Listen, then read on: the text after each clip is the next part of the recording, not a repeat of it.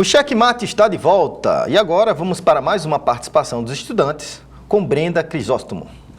Então, secretária, nós sabemos que é um grande desafio, né? Então, gostaria de saber como é que a senhora faz para lidar com a segurança no Rio Grande do Norte?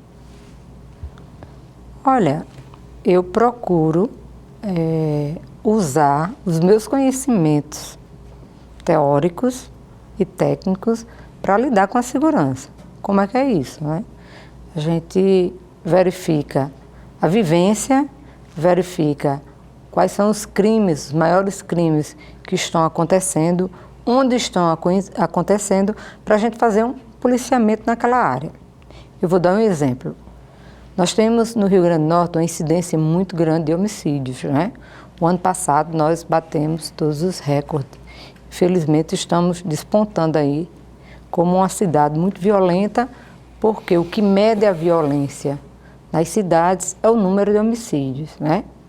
Isso é imposto por organizações mundiais. Porém, eu sou muito sincera a dizer que o que mede a violência nas cidades são os roubos, são os crimes contra o patrimônio, porque é isso que deixa as pessoas empolvorosas. Por quê? Porque o crime contra o patrimônio, ele acontece em qualquer esquina, em qualquer local, em qualquer bairro. Diferentemente dos crimes de homicídios, que a gente vê que a grande maioria hoje tem associação direta com o tráfico de drogas e as pessoas, infelizmente, que estão morrendo nas periferias, né? Então, a gente procura associar o nosso conhecimento também de trabalho policial, da maneira como age o assaltante, né, o meliante, da forma como é chamado. E, em razão disso, foi criada uma divisão de homicídios no nosso estado, no ano 2016, e houve um incremento. Como a gente viu que tinha muitos homicídios, foi necessário estruturar quem apura esses homicídios. Porque é preciso que se coloque, se saiba quem está matando e se coloque ele atrás das grades.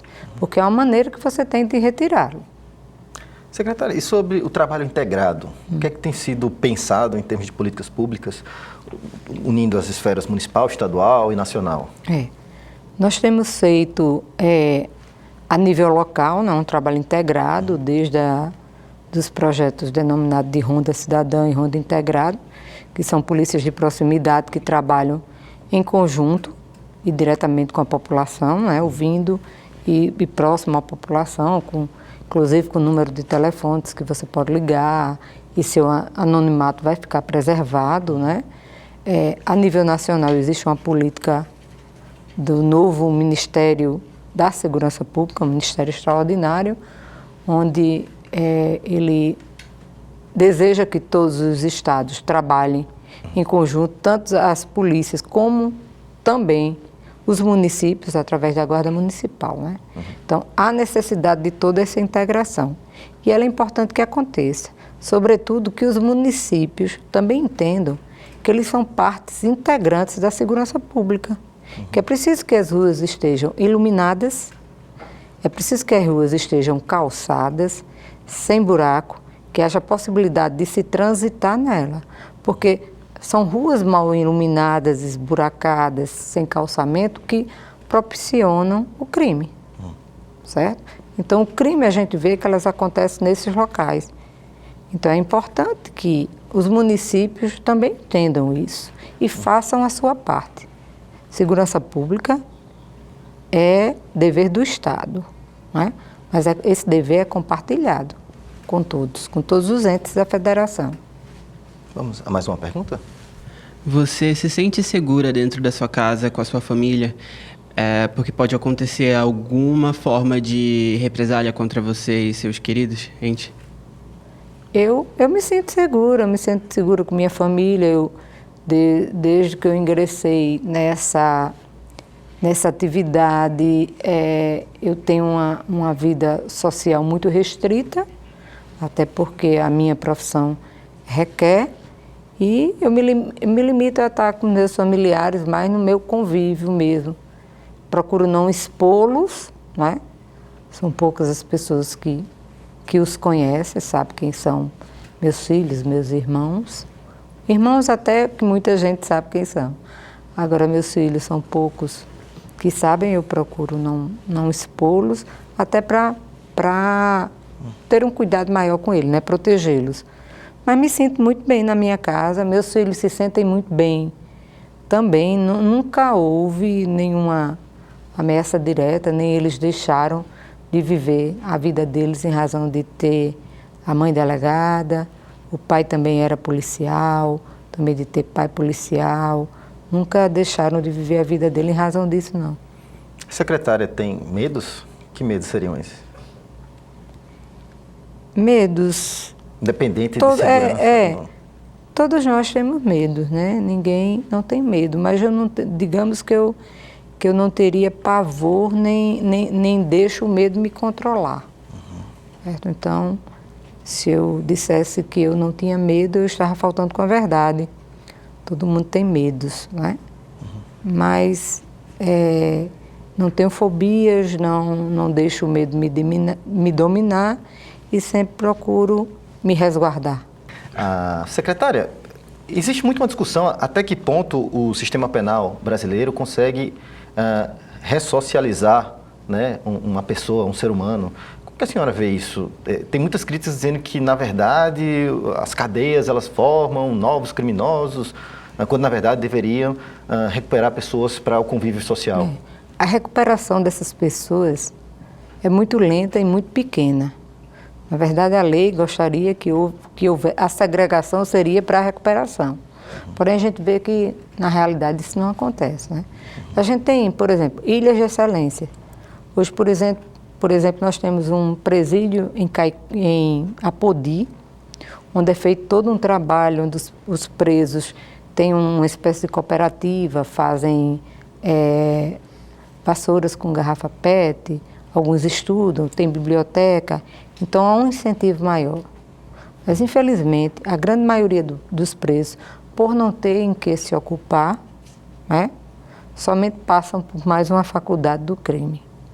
Então, é preciso que os governantes, a sociedade como um todo, sobretudo os comerciantes, os industriários, essas pessoas verifiquem que dentro de um presídio eu tenho uma mão de obra ociosa e eu preciso colocá-las para trabalhar. E é possível se fazer esses convênios. Era muito importante na ressocialização desses presos se as empresas fornecessem trabalho para que fossem feitos lá. Secretária, me fala um pouco sobre a sua opinião em relação ao porte de armas pela sociedade civil no Brasil. Até que ponto a atual legislação que rege o porte de armas, ela está boa ou existe uma corrente que diz que precisa flexibilizar, que precisa permitir mais que pessoas tenham acesso à arma? Isso até que ponto isso protege a sociedade ou cria uma situação mais caótica que a gente já existe? Olha, eu acredito que a lei do desarmamento, ela poderia ter até um intuito bom à época que foi feita, porém ela desarmou o homem de bem e armou cada vez mais o bandido. Então, eu acredito que temos que permitir o porte de arma às pessoas de bem, desde que sejam capacitadas. É preciso que as pessoas que tenham direito, que possam ter o porte de arma, sejam pessoas que treinem, façam treinamento, consigam passar nas provas. A exemplo do que é hoje feito, é permitido ainda o porte de arma. Só que existem critérios pela legislação e estabelecidos pela Polícia Federal que tornam a sua concessão muito mais difícil, certo? Então, deveria ser concedido desde que as pessoas preenchessem os requisitos, tivessem condições psicológicas e condições também de manuseio, de utilização da arma. A senhora tem que aderir à técnica, né, às condições psicológicas. A senhora tem dados assim que possam contextualizar bem esse cenário de mortes por arma de fogo no Rio Grande do Norte? Temos. Infelizmente, de todas as mortes, que temos no nosso estado, mais de 90% é por arma de fogo. E o dado mais preocupante é que cresceu muito o número desse crime de homicídio, sobretudo praticado com arma de fogo por adolescentes. Cada vez mais se reduziu a idade do adolescente. Antigamente nós íamos criança de 12 a 17 anos e 11 meses cometendo delito, né, adolescente. Hoje em dia a gente já vê criança com 10 anos. Então isso é muito preocupante. Isso acontece por quê? Porque a criança ela não está na escola no tempo integral. É preciso que se pense em se colocar a tempo integral também para o ensino médio, na fase de adolescente. É tirar a criança daquela situação de vulnerabilidade. Na hora em que você deixa, em que a família falha e deixa o filho na rua por uma condição ou outra, e ele não tem escola para ficar, ele não tem quem oriente, ele fatalmente vai ser cooptado pelo traficante. Porque é a criança pobre, é a criança que não tem os meios de conseguir o que quer. E é, a todo tempo, a mídia apresentando o tênis novo, a roupa de marca, a TV tal, o jogo tal. Então, tem aquele desejo de consumo, certo? E, quando ele não tem a condição financeira, ele vai arrumar um meio ilícito, ou seja, roubando o tráfico de droga, para poder ter aquilo que ele idealiza como o que seria melhor para ele. Bom, então vamos a mais uma pergunta dos nossos estudantes. Marcelo? Como a senhora lida com os chamados justiceiros que tendem a punir criminosos em situações de crimes? Os justiceiros que punem os criminosos, eles se igualam aos criminosos. Nós não devemos retroceder e fazer justiça com as próprias mãos. Não é? Existe um sistema legal no país onde quem tem que reprimir o crime é a polícia, quem tem que julgar é a justiça. E a gente não pode simplesmente, porque vê o crime acontecendo, a gente só pode agir em legítima defesa. Aí é outro caso. Mas justiceiro, nós não concordamos e é um criminoso como outro qualquer. Secretária, há pouco a senhora citou a participação, inclusive, de menores de idade utilizando porte de armas, né? E, recentemente, tivemos uma discussão nacional a respeito da mudança da maioridade penal, reduzindo de 18 para 16 anos. Como é que a senhora enxerga isso? Que até que ponto isso seria uma saída ou não? Olha, eu considero que a redução é válida para determinados crimes, certo? Deve haver uma mudança, mas para os crimes mais violentos, não para os crimes banais, pequenos, com penas pequenas. Então, para os crimes violentos, é muito importante que haja uma redução. Vou dar um exemplo aqui. Por favor. Por exemplo, um jovem de 17 anos e 10 meses, ele mata uma pessoa com requintes de crueldade e ele só vai ficar, no máximo, 3 anos preso. E não pode ficar numa cadeia, ele fica apreendido no local. Ele completa a maioridade, ele continua lá no mesmo local. Um local que é destinado aos adolescentes. Ao passo de que, se esse crime ele tivesse sido cometido 2 meses depois, quando ele completa 18 anos, provavelmente ele pega uma pena de 10 anos. Com a maturidade que se tem entre um jovem, com a diferença da maturidade dele por 2 meses, ele é o mesmo. Ele não aprendeu. Então, eu concordo com a redução para os crimes violentos, porque os crimes violentos, eles fazem parte de uma patologia. São pessoas perturbadas. A gente tem visto que essas pessoas que matam, sobretudo matam em série, que têm o prazer de matar, que além de matar ainda tem aquele prazer de pegar a pessoa, retalhar, fazer crueldades, e essa pessoa é uma pessoa doente. Ela precisa ficar segregada da sociedade. Muito bem, vamos a mais uma pergunta? Olá, Sheila. Eu gostaria de saber se existe alguma orientação, alguma medida com relação à truculência dos agentes de segurança pública no tratamento das pessoas periféricas, negras, na sociedade potiguar? Temos sim, né? Todas as polícias, elas têm a investigação que é feita após as denúncias, né? Nós temos na Secretaria uma corregedoria de polícia, que é feita por pessoas, onde tem seu corregedor, que é um advogado, não é uma pessoa relacionada às polícias, que é para poder ter a liberdade do julgamento, né? Então, é feita a denúncia, é feita toda a apuração e dependendo daquela gravidade de que aquele policial tenha cometido, ele pode inclusive ser excluído, né, das polícias, ser demitido.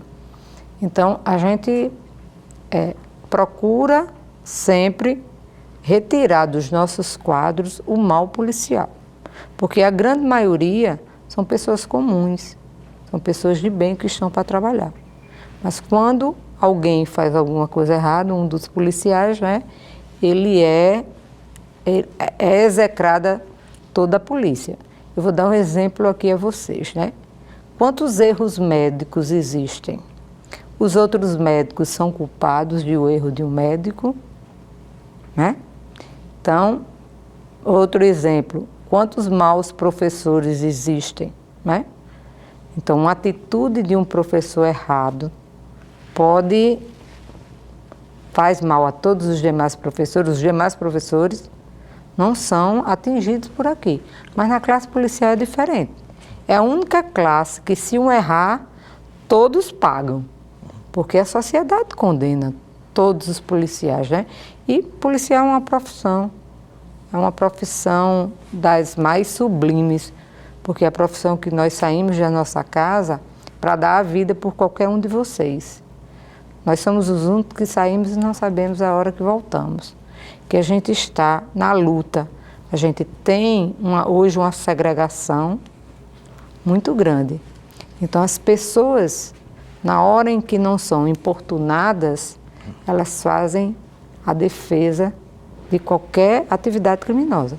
Mas na hora em que ela é vítima de um ladrão, do estuprador, ela quer que a polícia, inclusive, ultrapasse os limites legais. Isso é do ser humano, né? Isso é inato do ser humano. Então, o policial, ele fica naquele limiar, né? Ele fica entre a sociedade de bem, não é? E lidando com o mal. Ele fica na barreira entre o bem e o mal. E não é fácil ficar nessa posição. Bom, muito obrigado, secretária. Nós vamos agora para mais um intervalo. O Cheque Mate volta já.